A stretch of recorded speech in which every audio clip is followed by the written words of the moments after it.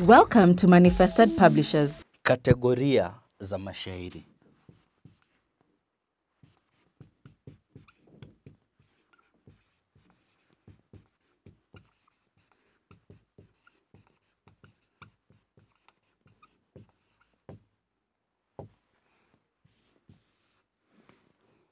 Msikilizaji, mwanafunzi, hili neno kategoria nafikiri unaona kwamba limetoholewa tu. Kategoria kutokana na neno category, unajua category, kategoria ina maana ya aina. Hivyo basi tunazungumzia tu aina za mashairi. Isije kuwa ngumu kwako kuelewa kwamba tunazungumzia aina za mashairi. Mashairi yamegawika mara mbili kwa kigezo cha wakati na muundo wa nje.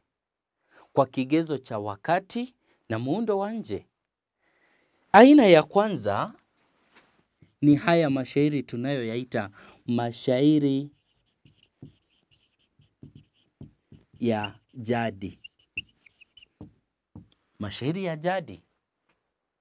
Pia haya mashairi utapata pia yanaitwa mashairi ya arudhi. Yana neno jingine, yanaitwa pia mashairi ya kimapokeo. Kimapokeo.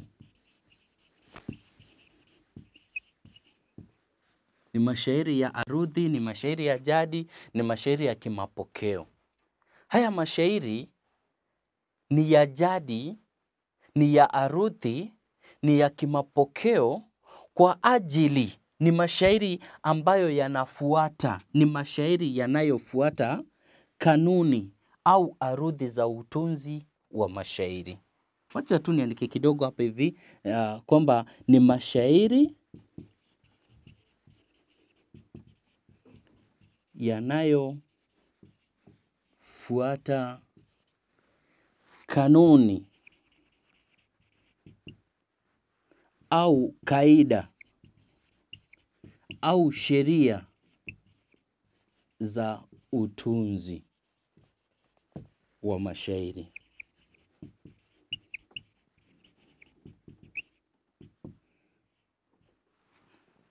Au kanuni, kaida, sheria za utunzi. Mashairi yoyote ambayo utapata kwamba yametungwa kwa kuzingatia kanuni, kaida, sheria za utunzi wa mashairi, hizo ama hayo mashairi ndio ambayo tunaita mashairi ya jadi, mashairi ya arudhi au ukitaka mashairi ya kimapokeo.